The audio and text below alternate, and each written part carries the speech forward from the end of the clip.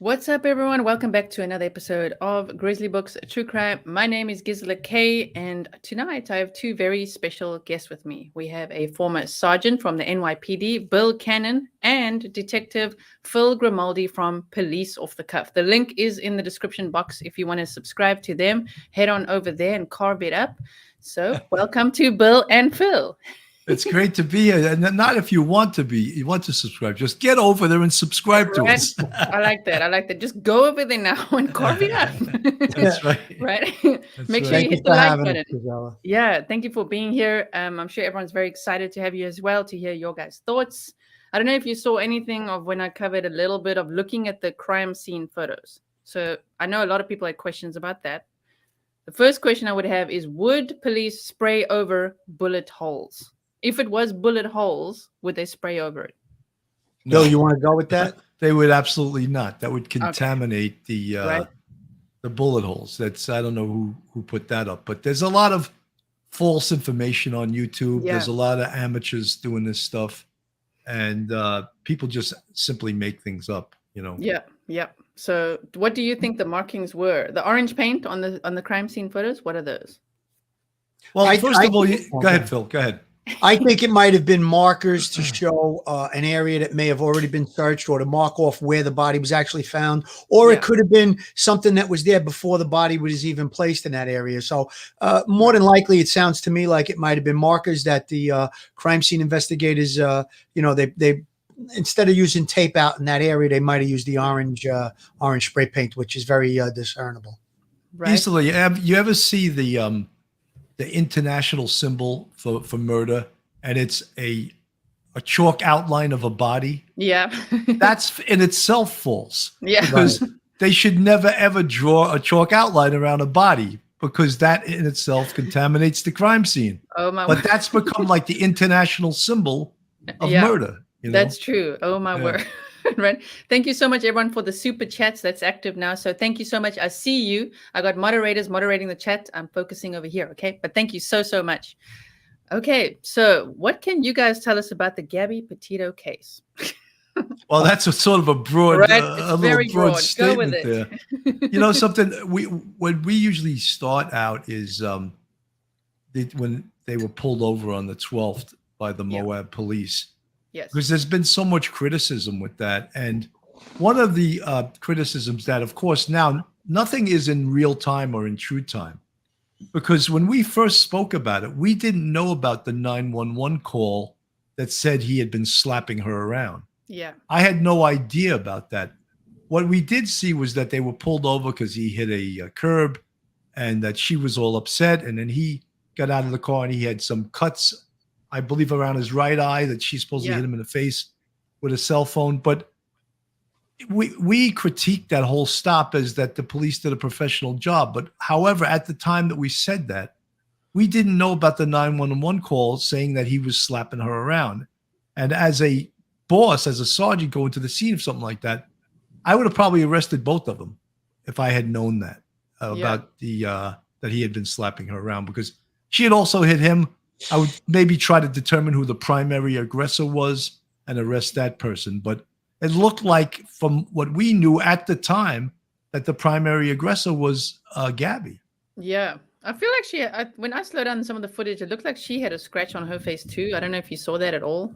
But either way, both of them were needing to be separated aggressively.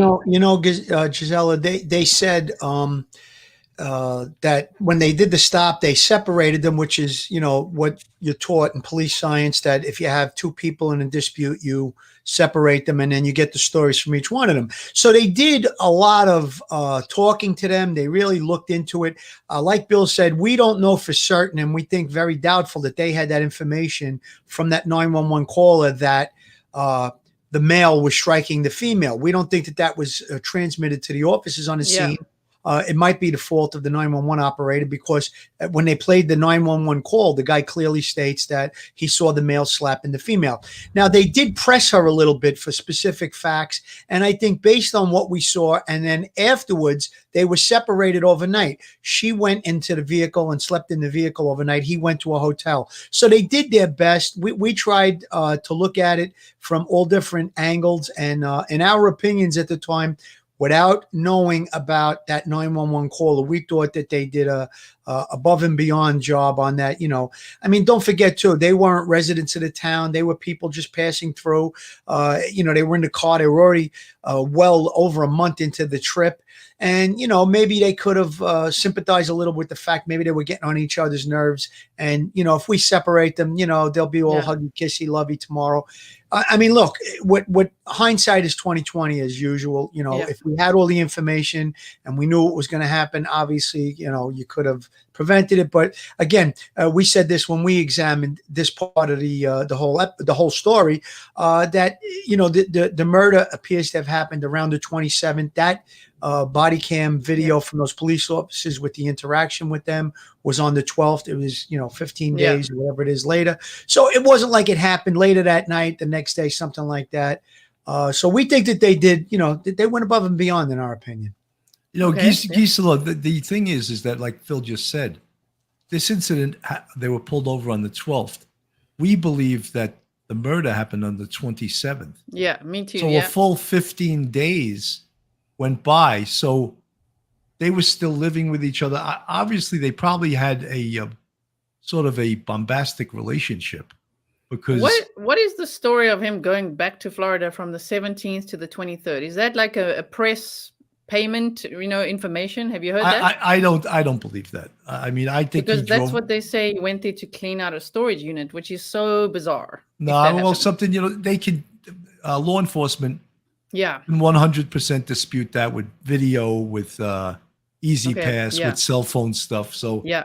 As I said, a lot of the stuff on YouTube is just it's out there. That was like in the news. Like this is like reported, which is so weird because I'm like, I wonder. Sometimes the press could have like payoffs for saying something really bizarre, like, "Oh my word, he went home from here to here." So I don't know, but that is what is reported, which is quite strange. Well, look, go ahead, Phil. Sorry. Did you ever try to go into a storage facility as of late? I mean, you have to key in a code to get through the gate. There's a camera. There's cameras all over there. They're usually high security. Phil froze. Phil froze up. He's saying there's usually high security. There's cameras. Yeah. And that could be dispelled right away. Yes. Through looking. He should maybe remove himself and come back in. Maybe that's why he froze. Should I? Yeah, remove him and then have him. He can come back in. I kicked the guest. Okay.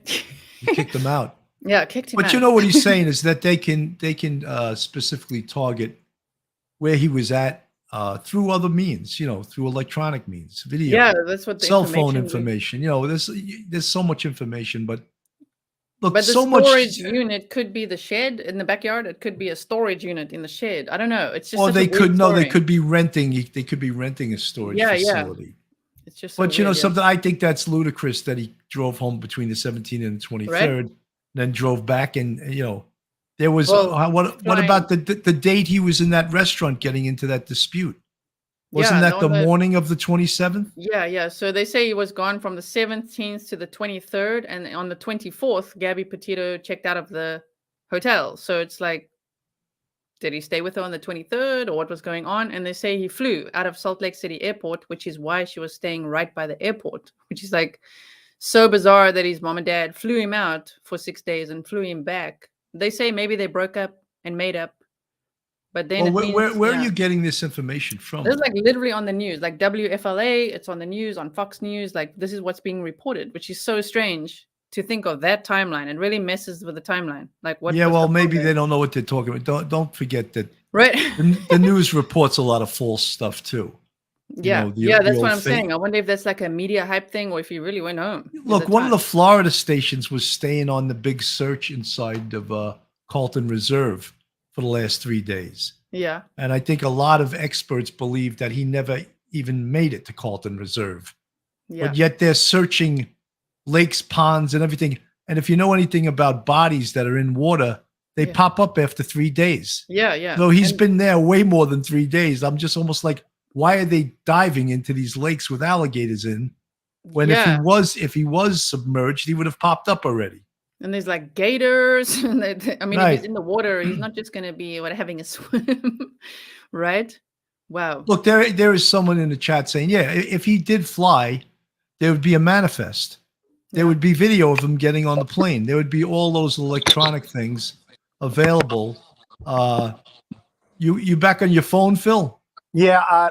Obviously, I said earlier, I think I said it off air. There was a storm in the area and lightning struck very close by. Wow. So I'm back on my phone. Did you hear like a big pop when I went out? No. You just froze. Yeah. Yeah. Well, I'm back on through the phone. I don't think I have internet service right now, so I'll continue on in the phone if that's okay. Yeah, that's perfect. I just want to make one comment to some of the people saying what's going on here. These guys over here are responsible, like as in for me starting my channel. That was the catalyst, me being on their show. So this is awesome having them here. Thank you so much to everyone who is in the chat right now. But they're the reason that I even have a show right now. All right. Gisela, people in the chat are even saying police are looking for this, for that. They're looking for a backpack. They're looking for keys. Yeah. How do we know he ever was in that park?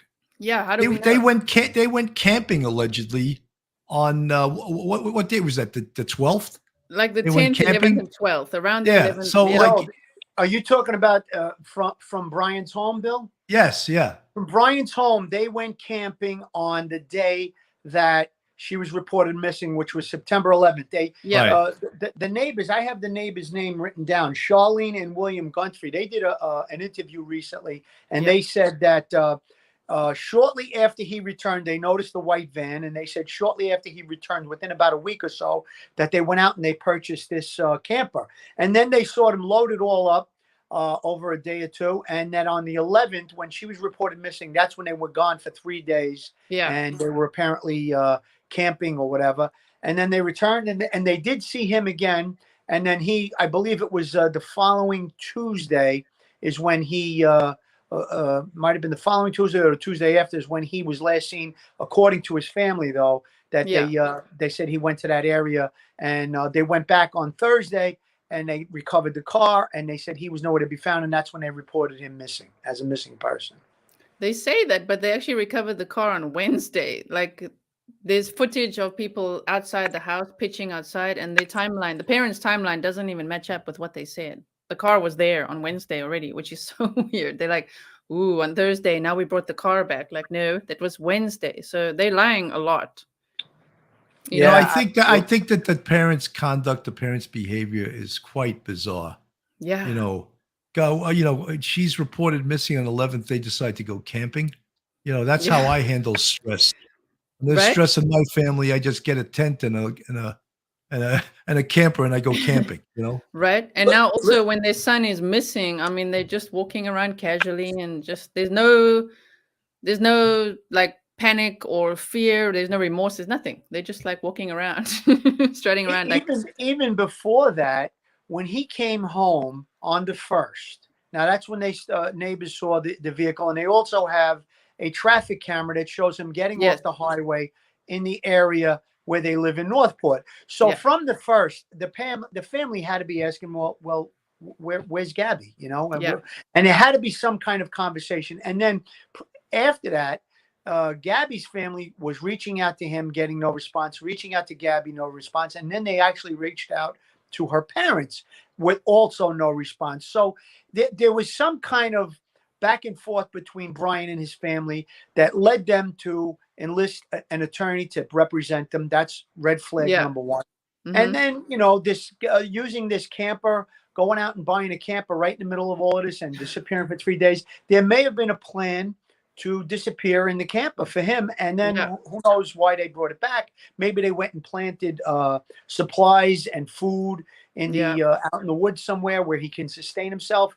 And then, I mean, lo and behold, they report him missing, and they say he's in this area, this 20,000 square acre area, whatever it is, and that could be a red herring, as is being reported Yeah. that they could have taken the police off the track of him, and he's in another location. Quite possible. Yeah. So why would they do that? Gisela, one of the ways that they're going to find him, and one of the ways to get to the bottom of this is tracking electronically the bank cards, the bank records, whether or not they're wiring money anywhere. Because that would pinpoint where he is. But I think they're sophisticated enough and smart enough to maybe know to have a third party do that and not have them do that. Because I feel they know where he is. And I just want to comment on one other thing. In the New York City Police Department procedures, specifically a missing person is not someone who's wanted for a crime. Now, they argue and say, well, he's not wanted for a crime. Oh, but we just have thousands of cops looking for him. Right. Because they want to bring Brian home to his warm bed. You know what I mean? Yeah. Like how are they, why are they looking for him if he's not wanted? And Phil and I have dissected that whole term, person of interest, and we find it obnoxious. It's an obnoxious term. He's a suspect, and there's no doubt he's a suspect. Yeah, we've both said he's a suspect until he's proven not to be a suspect. That's whenever we go into an investigation, a missing person case, a homicide case, whatever it is, when you start to get with the primary people and interview them, you either include them as a suspect or exclude them as a suspect. And obviously, since he had the last contact with her, as far as we can tell, he would be the first person that would be considered a suspect. And if he had cooperated with the police and gave a story and told us what the whereabouts, where he was, where she was, then he could have been eliminated as a suspect. However, he chose to not speak to the police, on the advice of an attorney. They enlisted an attorney. And, going back to where they're searching that great area, that national park, there was a local report here in New York. One of the reporters from a local TV station went down to that area, and they got a guy that does tours in that area, and he took them into that similar area, not the exact area, but in that area. And the reporter asked that tour guide, is it possible for him to be in these woods and still be alive? And his answer was very doubtful. It's treacherous. There's alligators, there's snakes, there's all types of different animals, wild boar, and all these other different things. So even a professional making that assessment, it leads me to believe that either A, he's not in that area, or if he is, he may not be with us anymore. So and we hope he is with us. Do you guys do you think he's alive? I at first thought that he would commit suicide, but now learning more about his character and lack thereof, I think that he's probably on the run. Yeah. I don't think he has the balls to commit suicide. No, and if you look at a lot of the, I've been analyzing his Instagram, his Pinterest, his Spotify. If you look at that, he might very well be found and then go for the insanity plea. The whole, he will looking completely insane when they find him, if they find him. Yeah, there's a lot of things that are taking place now. People coming forward, talking about their relationship, giving us a view and a picture of what his mental state was, even just before we think she was murdered. On the 27th, there was an altercation in a restaurant where both him and Gabby were present, and they got into mainly him. He got into a dispute with the hostess in the restaurant. And when they left, they were asked to leave the restaurant. When they left, she actually went back into the restaurant and apologized for his behavior. And it was said to be that he was exhibiting very odd behavior. Now, I didn't interview the person that said that. That's what they're saying. So, and we believe that's around the time when she was murdered. So that's another piece of the puzzle here, giving us a look into what's going on. And, going back to whether or not we think he's dead or alive. Now, initially, I was of the same opinion as Bill. I thought he offed himself. That's what I said early on. When they said he was in this thing, he went backpack. And it sounded like he went to go end his life. But now, all the other things that have been revealed regarding the family, the parents, it sounds like a lot of planning went in between the first when he got home and the 11th when she was reported missing. We have the camper that was purchased, and they went on this trip. So now I'm of the opinion that he's still alive and he's on the run somewhere. That's what I believe. with his parents' help, probably, right? Possibly. Absolutely. Yeah, I think they're helping him. You know, people talk about in the chat, was this premeditated or was this a crime of passion? Yeah, yeah.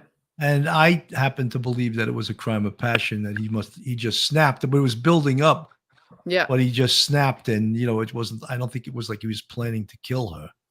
I think it happened. I feel like it's more a little premeditated based on looking at his books that he was reading and all the stuff he was doing. And it's very weird. But yeah, this is the point, to disagree. Agree to disagree.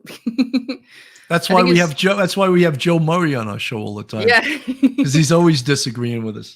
He gives us the perspective from a defense attorney, which we love, because me personally, and I'm sure Bill will agree, when we were in trials and testifying in court, that was like a challenge to me. When you have, you know, the district attorney would be the lawyer for the victim, and they would give their, you know, opening statement, and they would cross-examine you, and you'd make all these statements about your evidence that you recovered, and then you would have the defense attorney jump up and start to attack your credibility, attack the evidence that you just testified to. And I always took that as a personal challenge, and I would, in plain English, I would know my shit ahead of time, and I would love the challenge. And that's why when we bring Joe on and he gives us the other side, it's like he's saying, well, what about this or what about that? And that part of it I really like, because it's really like making me stay on my best game, and, you know, my thought process is being challenged, and I enjoy that, you know. And I think, you know, listen, no one's perfect. We're all human beings. We're all apt to make a mistake. So when that happens, you know, it makes you like go over it again, and then you know what you did in the case, you know what you're going to testify to. So it's really just I don't know. I like it. I enjoy it. Don't ask me why, but I do. Right. So do you guys believe, sorry for calling you guys, I just mean both of you. I don't know which one to ask, right? Do you believe that possibly he already committed murder on the way to the Spread Creek, or that it happened there? Because there's a whole debate about that because of the van sighting and all of that kind of stuff. You know, I'm thinking that he killed her inside the van. Yeah. And then dragged her body 250 yards from the van to dump it there. Yeah. And that's just my feelings. When the autopsy results do come back, and it's determined what caused the death. Was it strangulation? Was it blunt trauma? Was it a stabbing? Was it a gunshot wound? There's all of those things, asphyxia. Then we'll know better where we believe it could have happened, you know. But those things aren't back yet. And there's also, they will do toxicology.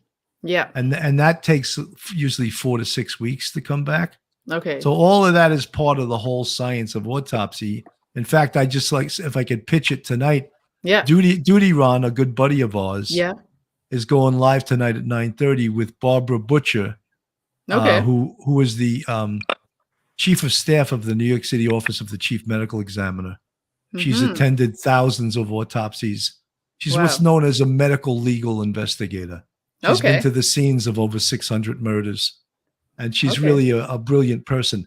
And Ed Wallace, an NYPD first grade detective, crime scene detective, is going to be on the show too. So they're going to dissect what an autopsy is, what they might find in this autopsy that will tell us more about this case. Yeah, that's going to be quite shocking when you find out the autopsy stuff, right? Gisela, I'd like to give my opinion on what you just asked Bill, and I'm going to be of a different opinion, Bill, and I'll tell you why.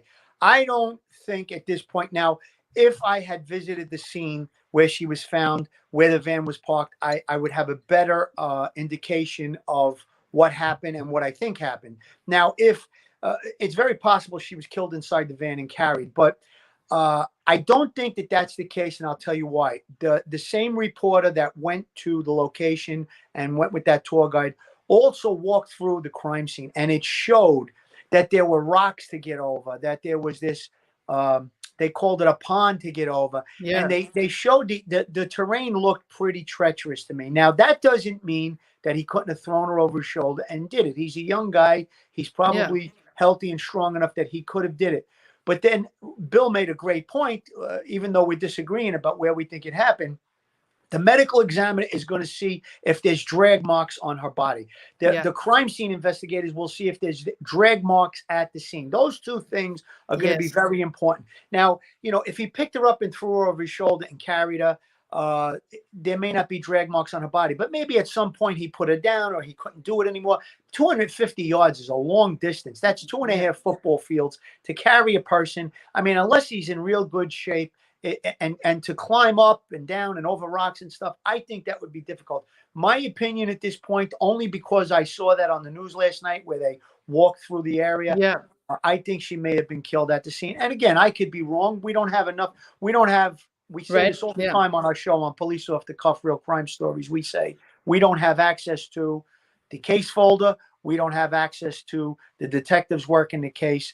And if we did, we'd have better opinions about it. But from what I'm seeing, that's what I think. Yeah, I must agree with you. I feel like they even pitched a tent across the creek.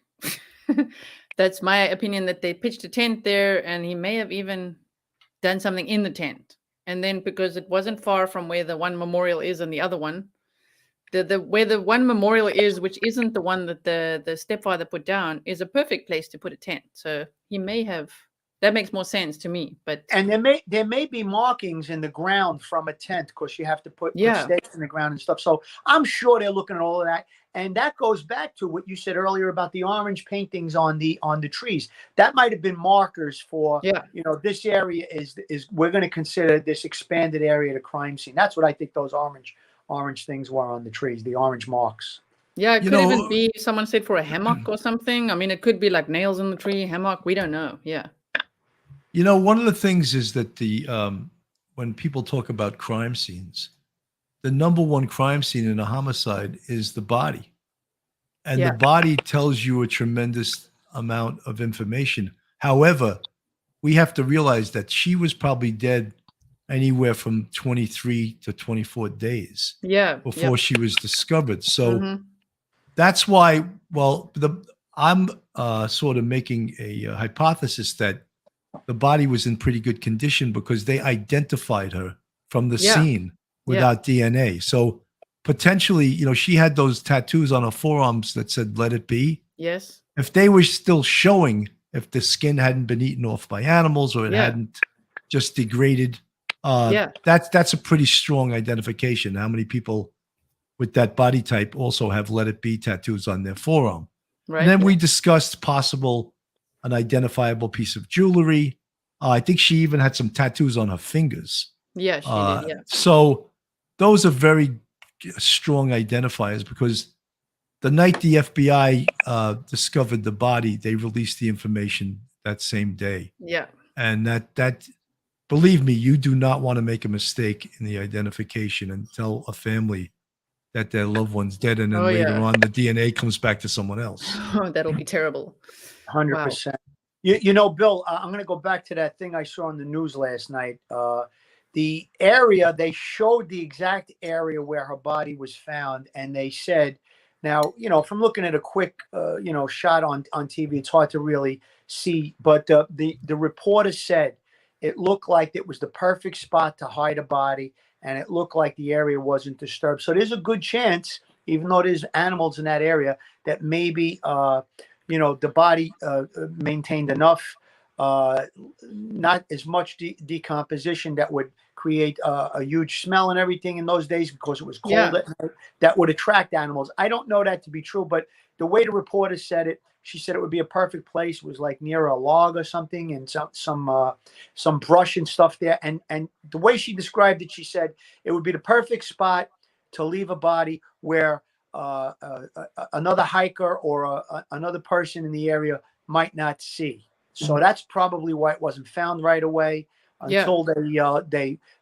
video that was put forth by the other travelers, Jen Batoon, and that's what gave them the area to search. And then obviously, like we said, it was about 250 yards from where the van was parked. And the area, they probably conducted a large search, and it was found relatively quickly, I believe the same day. And how did animals not get to the remains?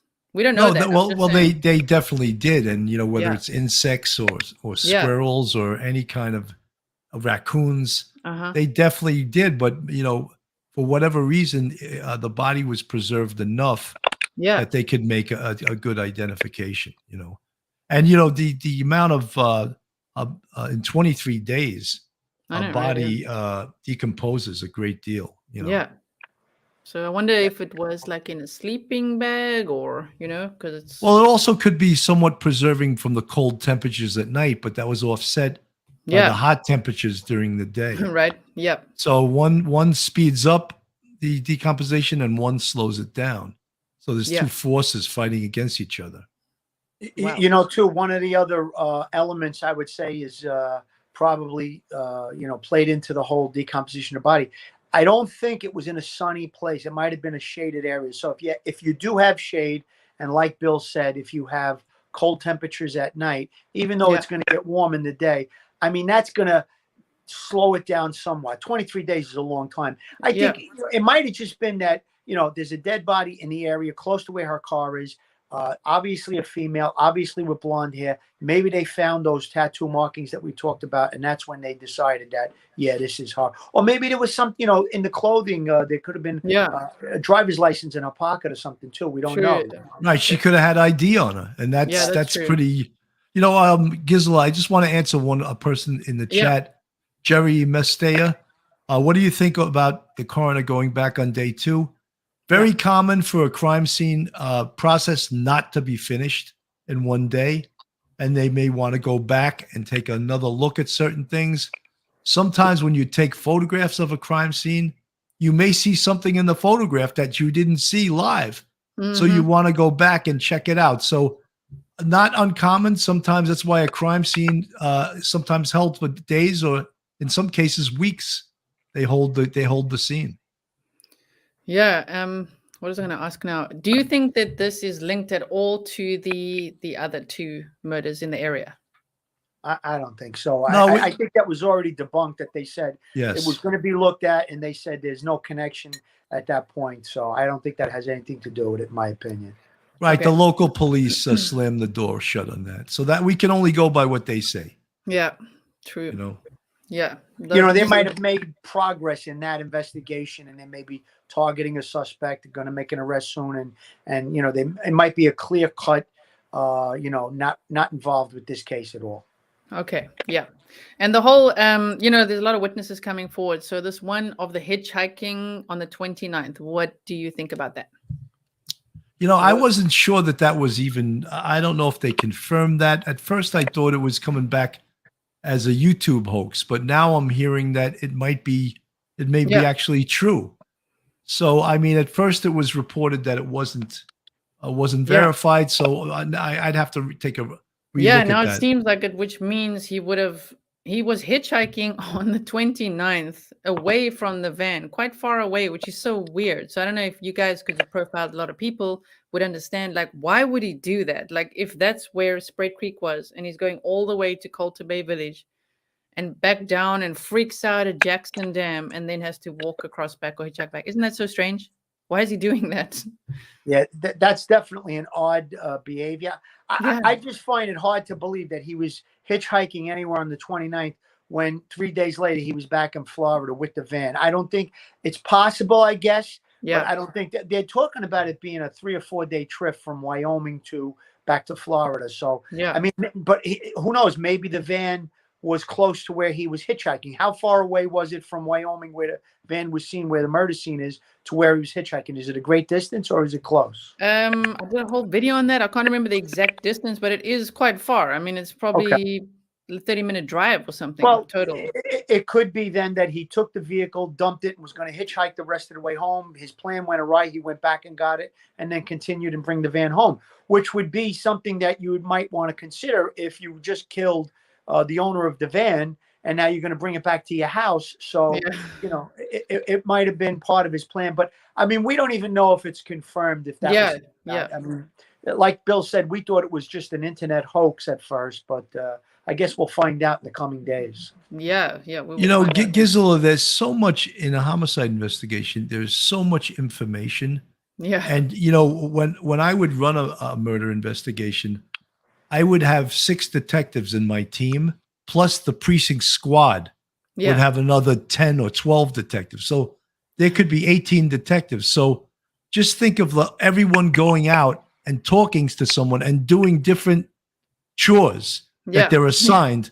And then at the end of the tour or the end of the day, you get all of these complaint follow-ups and you put them in a folder and you read all of them. And then you catch up to what happened. A case folder reads like a story of what happened, all the pertinent information. So without having that, timely information in a case folder done by professionals, it's almost like in a way we're playing telephone. Yeah, exactly. A little bit of broken telephone.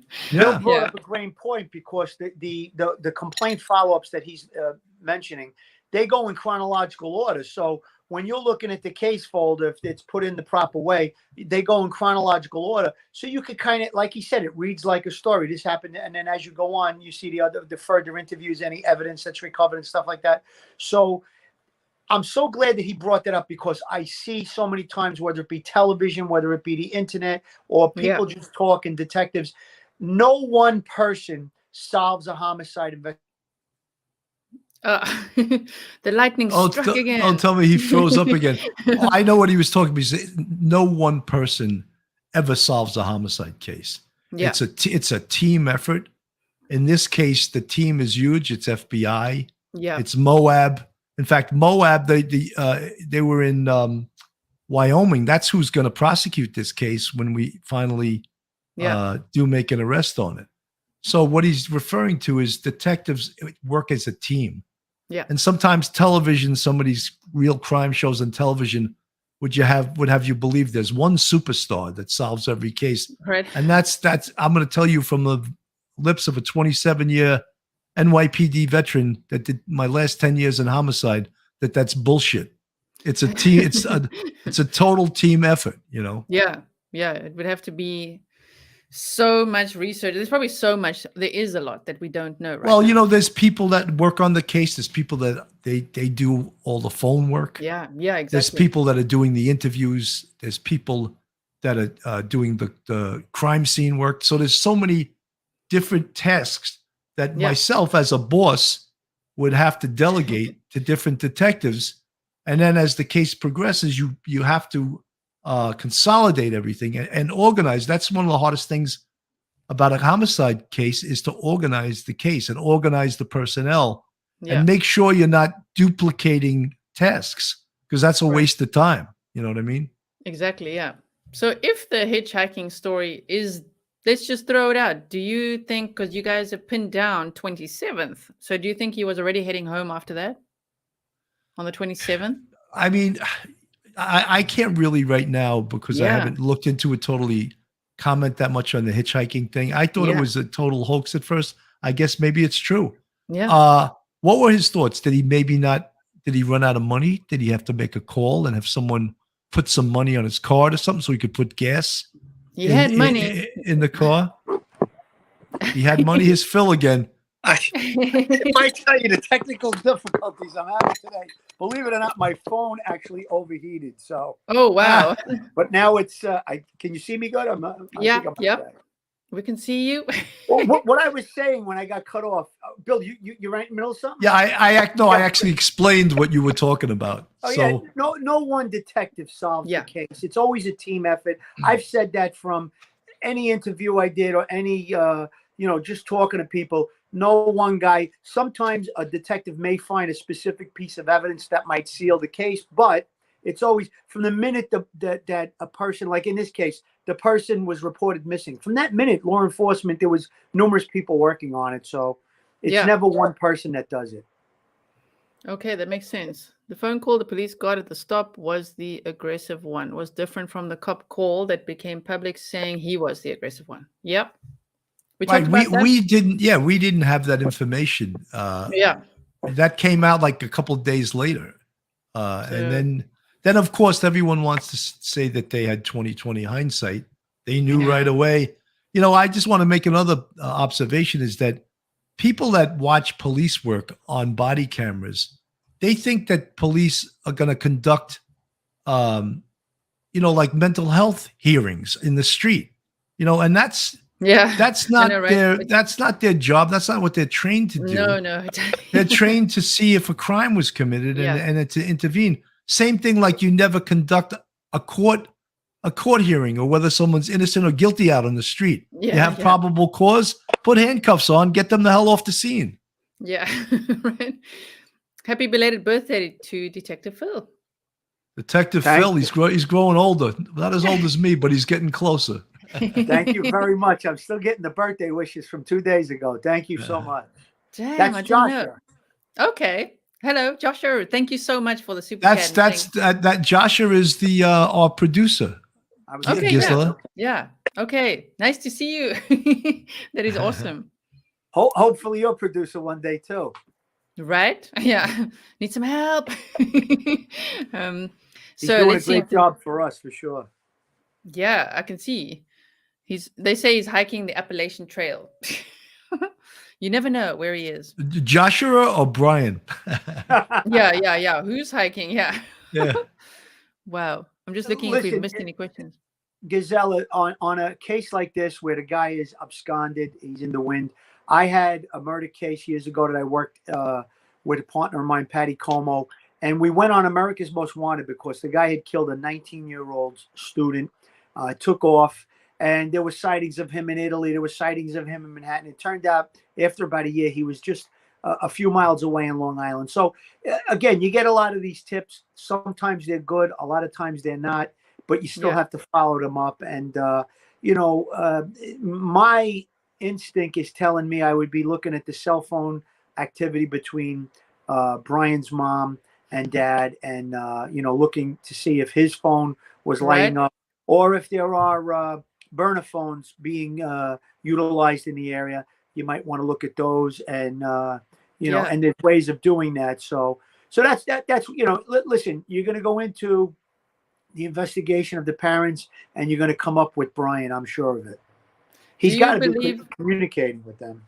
Do you believe they will find him dead or alive at some point in this world that we live in? Will they find him or can he really just disappear?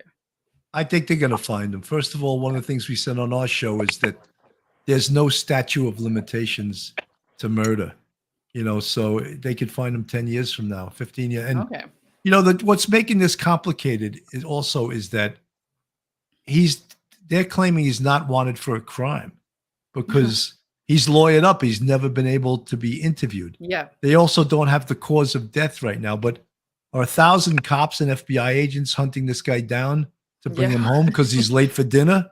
Right, as a person of interest. Yeah, a person of interest, Oh, no. Is that really why? Yeah. My feeling is he'll be found one way or the other. I don't think he offed himself at this point. I did say that earlier on. Yeah. But I think he's going to be found. He's going to run out of food. He's going to run out of water if he is in that area, unless he was eaten by an alligator or something like that. Or if he's some other place where they took this camping trip, maybe they got him set up in another area that they told the police to go look in one location and he's really in another location sooner or later. And then again, he might be communicating with his parents. And if he is, I'm sure law enforcement's all over that. They'll be able to ping where he's calling from and they'll go do a search and he's going to turn up. That's my opinion. Yeah, that search warrant was all for the electronic devices. Yep. Go and track that. They say he'll run out of melons. I don't know if you've seen on this channel, we call him Melon Boy. Melon Boy? Yeah, because he's always he literally made a post. One of his last posts on Instagram was like, I'm just out here with my melon rinds and my melons. That's like all he needs in life. So we call him Melon Boy. The Melon Boy, yeah. That makes sense. Gisela, I just wanted to reiterate for one of the things in the chat was of course, when cops pull a car over, they should be able to read the body language of the people they stopped. And there was a lot of things that bothered everyone about that stop. Of course, she was super upset. She told them that she has OCD. I didn't like his behavior. He was over apologizing. And any time in my police career, someone over apologized, I felt that they were guilty of something. Yeah. And the first thing I would have done was got him away from the car and I would have searched that car. He may have had a gun. He may have had a gun in that car, but we'll never know. We'll never know because they never searched the car. Right. Oh my word. And Bill, you make a good point because when there was, I forget if it was, he asked about a wallet and he basically at one point in the body cam video, he didn't want the cop going over to the car. He mentioned something about it being in the car, but then he says, no, it's okay. Oh, the water. When they said, you want us to go get your water out of your car? And he said, no, that's okay. First he says, I'm a little thirsty. I'm hot. And the cop goes, well, you got water in your car. I'll go get it. He's like, no, I'm all right. I'm fine. He didn't want the cop in that car for some reason. Yeah, he wanted to sit in the shade because his bald head was getting too much sun on it. Right. His melon head. That's the part of it that I'm his melon head was getting too much sun. and then the cop mentioned the other guy. He goes, well, he's in the sun. And one of the other officers had a shaved head as well. And that's when he waved it off. No, I'm okay. He didn't want the cop going in there. Maybe drugs, maybe a weapon, something. He didn't want the cop in that vehicle for sure. And when they asked for Gabby's phone, then he's like, no, I'll go get it with you. Like, I know where it is. Like when that, I think it was a park ranger. He didn't want them to search that van. Yeah, of course, yeah. 100%. That is such a good point. Oh my word. 100%. And his behavior through that whole thing, looking at it now, like Bill said, he was very over apologetic about things. Yeah. And he was almost like manipulating the officers or trying to manipulate them. Yes. That's what I picked up on it too. All the fist pumps. Yeah. Like fist pumping. Gisela, someone in the chat said, would the FBI be legally allowed to bug the Laundrie's home? They could probably get a eavesdropping warrant on their cell phone because most people don't even have landlines anymore. But whether a judge in fact would sign that, that's another thing. But to get an I'm sure they get a search warrant because sooner or later their calls are going to go to a phone that, if he's out there now, he's got a cell phone that we don't know the number of because he's been on the run.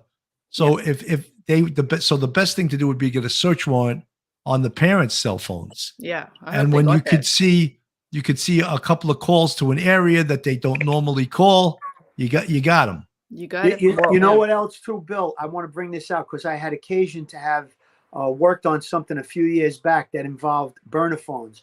Now, what they can do, and this is really high-tech stuff, the closest cell tower to the area where the Laundries live. Yeah. If they see there are pings from what they would determine as a burner phone, and it would give a location, and if they would be able to tell if they're using a burner phone from inside that location, and then you would really have whoever they were talking to, you'd ping that phone, and you'd have the location where he is, providing, like I said, that there is cell phone service where he is, and or at least it would give an indication of what area he's in. Yep. 20K reward warrant for arrest has just come in. Well, warrant for arrest? $20,000 reward. Did they put out an arrest warrant for Brian Laundrie? I've got this here. It's just, I think it's a law firm though. I've got it here. Just hold on 1 second. I'll do this. Initially, it said $20,000 for the to find him as a missing person, to categorize him as a missing person. What you showed us earlier. They say Boo Hop Law offers up to $20,000 for information on Brian Laundrie's whereabouts. So there's no arrest warrant because it's a law firm. Look, with an arrest warrant, you have to have probable cause. Yeah. At this point, I don't think I could make a case that you have probable cause based on circumstantial evidence, and they may at some point have to make an arrest with just circumstantial evidence. Yeah. But this could be a strong circumstantial case. Yeah. 100%, Bill. I'm so glad you said that because that's exactly what I was thinking. When you have, a pretty good idea of time of death, we're going to come up with that through the autopsy, and then you have him in the restaurant on the 27th having an argument, exhibiting erratic behavior, maybe violent behavior, and then you have this other thing where he might have been hitchhiking. You're going to have probably video footage of him alone at some point in the trek from Wyoming back to Florida. Yes. And if she's not in any of that video and they determine that that's when she was dead, on that alone, I mean, I don't think that that's a super strong case, but I think there'll be enough to put into a criminal case, a circumstantial case, that you could get a conviction. I agree with you, Bill. Yeah. Someone in the chat is saying, that a federal arrest warrant was just issued. I don't know if that, in fact, is true. I don't know. But They You know, say- once an arrest warrant in some jurisdictions, in all jurisdictions to issue an arrest warrant, you need probable cause, and that's the level that is necessary. There's there's three levels of proof. One's mere suspicion, second one is from reasonable Georgia. suspicion, and the third is probable cause. And probable cause is the level you need to make an arrest. Here's an arrest warrant. They say Joshua says at Bill FBI has arrest warrant. Damn. Okay, then Well, he's no that means- longer a person of interest. Right. He's now a suspect, and Good. they've established enough probable cause. They got an arrest warrant. I love it. I'm just so Yeah. happy. Now, it also, what that does is that puts the dirty laundries, and I stole that from John Walsh. The dirty laundries are now on notice that if they continue to harbor him, they will be in contempt of court. There will be charges against them. They will definitely have a culpability for Wow. criminal action against them because now they're harboring a fugitive. One phone call, they could be charged. Yeah. Okay. Awesome. Well, that's good news then. My goodness. You know, FBI. Gisela, all we're trying, people in the chat sometimes say things that don't make much sense, but I'm just going to put one of them to sleep. Someone wrote domestic violence is not probable cause. That doesn't make any sense. No. To make an arrest, you need probable cause. That's all I'm saying. And I just said there's three levels of suspicion: mere suspicion, reasonable suspicion, probable cause is the arrest stage. That's all I'm stating at this point. That's what you need to make an arrest. So And they apparently, would have something to pin him to the crime scene, or right? they have what they consider Yeah. probable cause of facts and circumstances that would allow a reasonable person to believe that a crime has been committed and the person being arrested committed the crime. That's word for word out of Yeah. criminal justice books. Yeah. I'm sure you know, Gisela, that Bill is a college professor as well. I know. I thought he was. was trying to steal Joe Murray's deal, but No, I would never. that was good, Bill. That was good. Joe Murray's banging down $5.50 an hour, and I mean $550, not $5.50, $550. Wow. That's it. He should be getting more than that. He's such a great attorney. Yeah. That's right. Here we are on your show doing a commercial for Joe Murray, and we're not getting anything for this. We love it. Is he doing better, by the way? Yes, his health is He's a much lot better. Okay. he was on our awesome. show. He was on our show 2 nights ago. We had him on. Ah, and I didn't see he's that. still, Yeah. he's still feeling it, but he's probably about 80%, I would say. But He's carving it up. yeah, He's carving it up, everyone. Everyone's saying catch Melon Boy. Did they find Yeah. something in the swamp? Did they find something? We don't know. Excellent information from NYPD Sergeant Bill Cannon and Detective Phil Grimaldi. Give them a big we're thumbs up. on the Gisela show, but this is the Sergeant Bill and Detective Phil show too. I like right, it. That's right. That's right. Hit the like if you want this to be more regular. We're carving it up, baby. We're We're Oh, carving it up right here. there's no way we could come to your show every night. Come on. every week. Yeah. You're killing it. You're already at 14,000 subscribers. My God, forget about it. Forget about it. Maybe if I could talk like you and be as cute as you, my numbers would come rise on. faster. I don't But know. all I need is that shirt, right? You got to Yeah. get the polish my rack shirt, and your Polish numbers my will go off the earth. Right. we need the Katy Perry picture. That's what we need. Right. I need to put that up from now on. Just And when I said that on your show the last time, I think a lot of people agreed. I know Lieutenant Francis. Yeah, said, no- "Yeah, Katy." Did you now ever they call get me that G before? Perry. No, I've never heard that before. Okay, well, you're hearing it now, and I think a I'm lot of hearing- people agree. Katy Perry lookalike, everyone. I don't know. G Perry up in the house, carving it up. You know, They going say- back to the case, now that they have this arrest warrant, I mean, we haven't confirmed it, but it looks like it's the case. Yes. So many things have been happening quickly with this case, and I like the fact that they got an arrest warrant, if in fact they did. And I'm sure that things are going to really speed up over the next day or two, and it's going to come to a point where he's going to have to turn himself in. Now there's an arrest warrant. How long can he sustain out in the wilderness is. or wherever he is? He's going to run out of money. He's going to run out of food. The communications, he's Yeah. not going to be able to communicate with his family. He's going to be cut off. You know, they may tell him, you know, they may have told him already because they have an attorney. You know, if you get caught communicating with him now that there's an arrest warrant, you could be held criminally liable. You So know, that's- Phil, if you read the great Lieutenant Pranzo from Harlem Raiders, he writes, Brian goes from suspect to perp. Now his family can be charged with aiding their son. That's So you right. were just saying that. Right, 100%.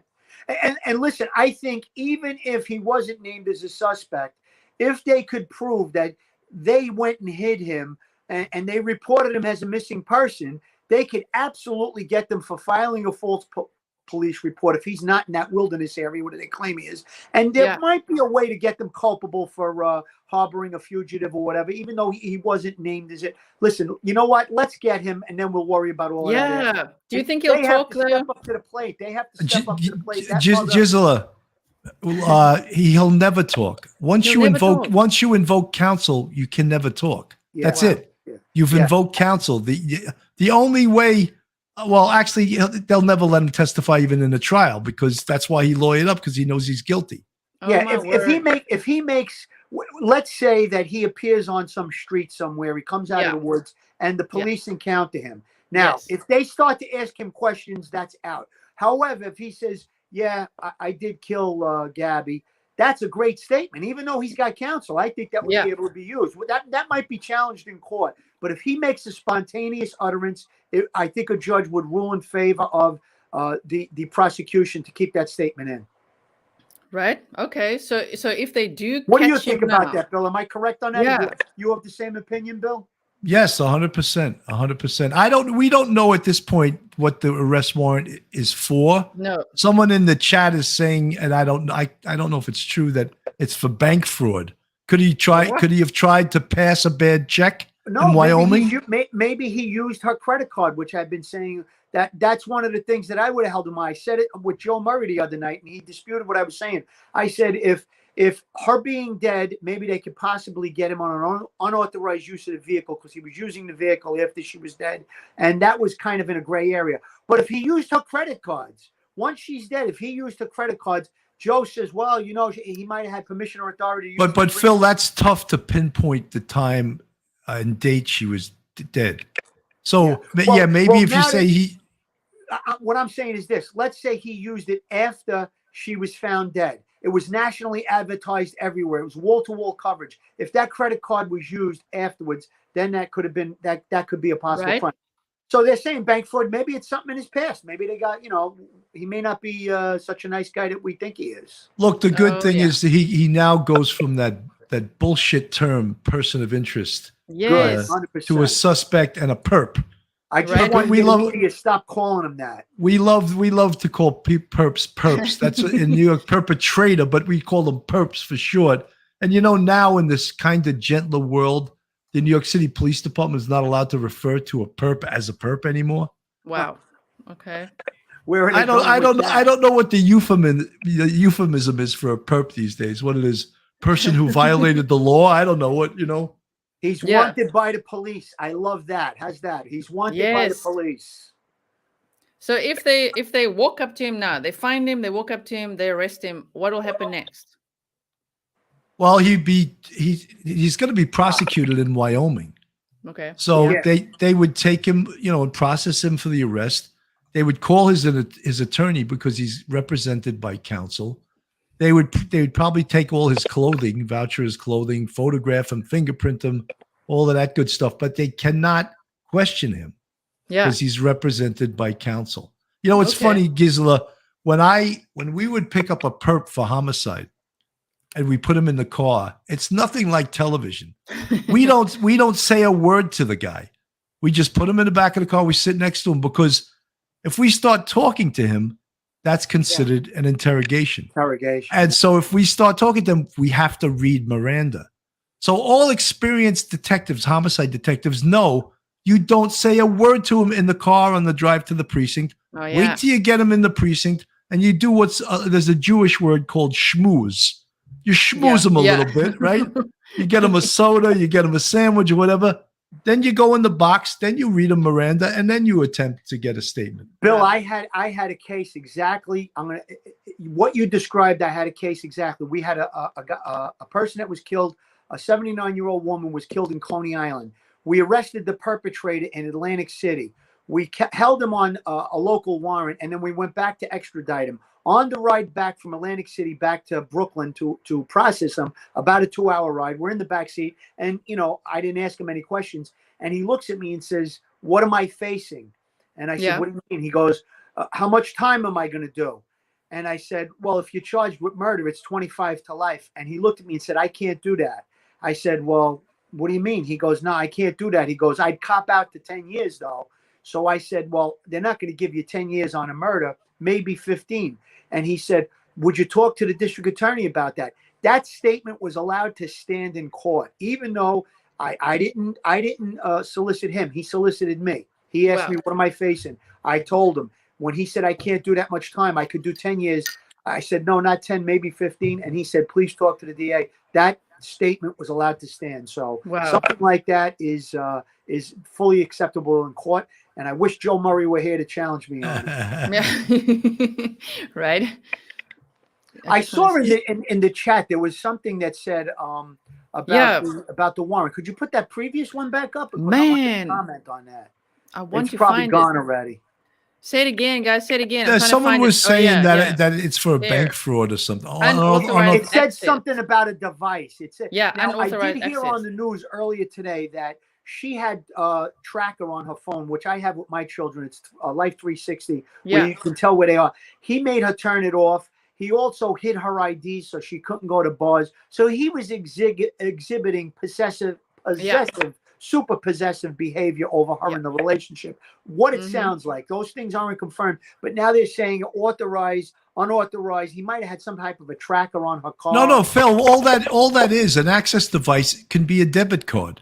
He used her debit card and took money off it. That's what an access device is. So, but brilliant of a judge on the police in Wyoming to say, look, we can nail this guy for this. Of course, this is just it's a felony charge, but it's a low felony. But that brings him in. That makes him a suspect, not a missing person anymore, not a person of interest. He's a perp now. So now when they see him, they can slap cuffs on him and bring him to court. Right. He's going to be where he belongs. He belongs in jail. And I'm sure once all the other stuff comes into play, the autopsy results, the crime scene investigation, they'll be able to charge him with the murder. I am sure of it. And it's amazing how this case is moving so quickly. We were doing a show 2 or 3 days ago when the body was found while we were on the air.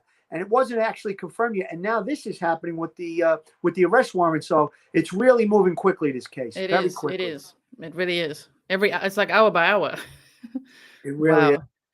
Unauthorized access device. Well, maybe he was even, using her phone, her money, her everything based on all the posts. That. It could be a debit card. It could be a bank card or a debit card. So I think that's where it's going. I didn't read the whole thing. I couldn't see it.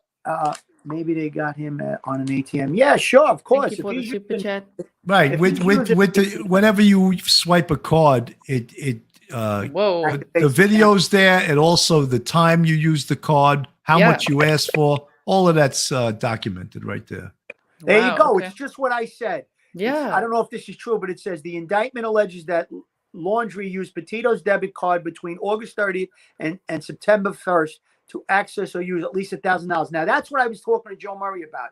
They know she was dead. They're going to say, based on the fact that she was dead, they're charging him for the use of that card. And it's very likely that he knew she was dead because he's the one that killed her. Yeah. I don't know how it's going to be worded, but that's what I was saying. My opinion back then, a couple of days ago, was get him on the unauthorized use of the vehicle or the use of the credit card. Hold him on that. And now you're going to build your case on. And listen, they go before a judge. You're going to say, Your Honor, we have very strong reason to believe that he's involved in her murder. We want him held on high bail on these charges. The judge will probably go along with it. It may take a couple of days or weeks for cell phone information to come back, toxicology information to come back, the crime scene investigation, the autopsy results. So there's a lot of things, a lot of moving parts right now. So, and I think a judge will go along with that. Maybe Phil, when you said, I think it was a stretch a little bit that he could be charged with still using her car because he had permission and authority to use the car. But once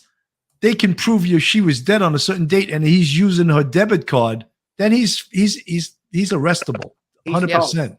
He's toast. He's now toast. Yes. Oh yes. Do they have the death penalty in Wyoming? I don't know. That's a good question. That's a good question. It did come up, but I don't think anybody really answered it. It's a possibility, you know. Wow. What is this saying? He used a debit card to a bank account he wasn't allowed to use over 1,000, and it happened in Wyoming. They're reporting it now. Okay. That's great, and that's how they can get this arrest warrant. And Mr. Brian Laundrie now is not missing. He's not a person of interest. He's a wanted perp. And 100% suspect now, too. As I said day one, no, he's not a person of interest. He's a damn suspect. Right? Wow. Listen, that might have been on his track back to Florida. He needed money. He knew he was going to have to go on the run. There's so many components here that you know, could you could think about why he did what he did. And and I think once he got home, the family must have calmed him down. They got the lawyer. They you know, they formulated a plan for this kid. I would really love to see them in the trick bag for some charges. I really feel that way. It's disgusting. And listen, I get trying to protect your children. I said this on our show. I get trying to protect your children. But when you realize that your son has committed such a horrible thing, and you know, she was such a young, beautiful, vibrant girl. I mean, you're going to come to the realization he's not going to get away with it. You can hide him from, you know, now till doomsday. He's not getting away with it. It's going to happen. So, you know, make the best of it. You know, they're going to have to live a life somewhere. I don't know where they're going to settle, but they're in Florida. They're going to have to live a life. You think people are going to look at them the same way? Harboring this guy. So they better come to realization. I said it the other night. I'm saying it again. Yeah, manhunt. You know, right? Yeah, that's what I put in my in my podcast. I put manhunt for him. That was before this. Yeah. To me, he was already a suspect. So now, you know, he's 100% a suspect.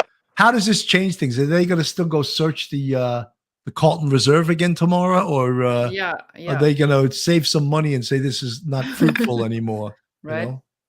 So, all right, it's saying from on or about 8:30, including 9/1. 9/1, he was back in Florida. Yes. So he may have accessed the card.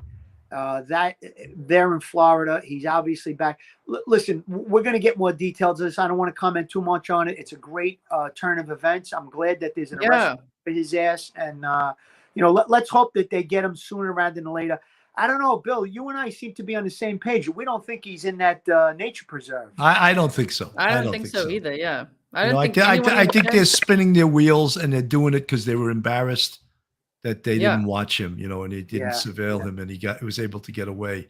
Yeah. But look, they want to spend millions of dollars a day searching that place. They're not going to be fruitful, you know. I wonder how they will catch him. Terrain there. Yeah, where do you think he is? Look, I think he probably tried to head out of the country, you know, some place that doesn't have extradition. I mean, that would be the smart move. I don't see that in this case, although, you know, you never know. I don't know, that thing with the trailer that they went and bought that camper. They hooked it to a pickup truck. They took it and they were gone for 3 days.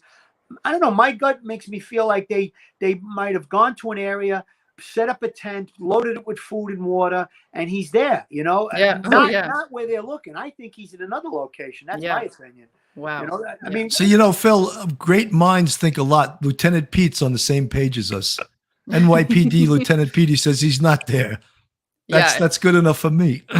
Now my power is flickering, so I may. Well, my phone is still going, but the power is going. Well, we're at an hour 7 minutes. We got to pretty much say goodbye soon, anyway. Yeah, I mean, there's no rush. If you guys want to be here, you go. You know, ahead. Duty Ron is having a show at 9:30. He's asking me to pop by there too. Oh, that's cool. Okay. But you know, if we'd also tomorrow, Phil and I are going to go live at 3 p.m. and we're going to talk about new developments in this case. Yeah. We're hoping that the autopsy results come back. But Phil and I are going to be live tomorrow at 3 p.m. Eastern Standard Time for you people that are in the Netherlands with Gisela. And I don't know, what time is 3 p.m. for you, Yeah, Gisela? I was just going to say that, Gisela. It's 9 p.m. for me. Oh, that's not even bad. Yeah. Sometimes you have to get up in the middle of the night to do these shows, right? I don't even sleep. I see that. You're always on the air lately. Never sleep. You know, Gisela, can I just ask any of you folks that are listening, if you're not subscribed to Police Off the Cuff Real Crime Stories, please go on our YouTube, hit the subscribe button, ring the bell, and give us a thumbs up. Thank you. Yeah, the link is in the description box below, so it's easy to access. And you guys are on my recommended channels as well. Wow. Thank you, Gisela. Easy, And easy. Gisela, either one of us, both of us, will definitely come on again sometime in the future for sure. Yeah, it would be great. But yeah, I think we really covered a lot today. There's going to be new developments overnight, I'm sure, and then tomorrow, based on this arrest warrant. Let's hope by 3 p.m. tomorrow when we go live, Bill, that he's in custody. That's what I would really hope. Yeah. for. That would be family. amazing. You know, Yeah, that with would the be family. that would blow up the internet, I think. Yeah. Absolutely, and Yeah. for Gabby's family and for the Petito family, that they need some closure, and I think this is going to be another step towards that closure if he's in custody. Absolutely. So we'll keep you posted on both of our channels. You know, I'm Absolutely. going to be carving it up probably later and tomorrow and whenever, and then go. I can't believe you're going on again later to do another show, man. You got some stamina here. It's breaking news now. I got to just do it. Are you going back on, Gisela? Probably. Okay. Oh, you haven't decided. Okay. Yeah, I don't know. Just check the news and see what's like. You know, what's the Yeah. demand right now? Like I just like to cover the case as it happens. I like So the way maybe- you said that. What's the demand? Yeah, I what's like the way you say demand. And you Just gotta like say you like the boss. way we say coffee and boss. You know, Gisela, Boss. people comment on our accents, on our New York accents all the time, but we like your accent as well. It's very nice. It's highly demanded. She demands it. Yeah, I demand it, everyone. Thank you, everyone, for watching. Tracy, I just caught that too late. Thank you guys so much for your time. Thank you, everyone, for watching. Really appreciate it. So head on over there. You're going to be on Duty Run show later. I today. may stop Now. by. I'm a little tired. He's got Barbara Butcher on. He's got a crime scene detective. He's got all this new information. He's going to blow up to about 100,000 people watching that show tonight. Yeah. Right. So go check that out as well, guys. Everything is in my description box. Thank you so much for being here. It We'll was fun. continue the conversation you. one day. Thank you. And Yeah. I'm sorry about the technical difficulties with the phone going out and the computer going out, but Hey, Gisela, tell Phil to pay his damn electric bill, huh? Come on. Yeah. It's the second time now, right? listen, the electric bill is not a priority. The gas for the stove so we can cook. That's the That's priority. right. That's right. And thank you to the people with the birthday wishes. I appreciate it so much. Thank you so much. Yeah. Yes. Josh is here. What's Oh, up? we got Josh. Oh, there's Josh. Oh, hey Can you hear guys. us? No, yeah, I was joining after the show. Okay, no problem. Just say hi. Hi, Josh. It's nice Hey, to have you on the Josh. show Hello, anyway. All everybody. right, Phil and I will say goodbye, and you can go talk to Josh. Good, Gisela. Thank you so much. Good night, Thank everyone. you, guys. All right. Bye.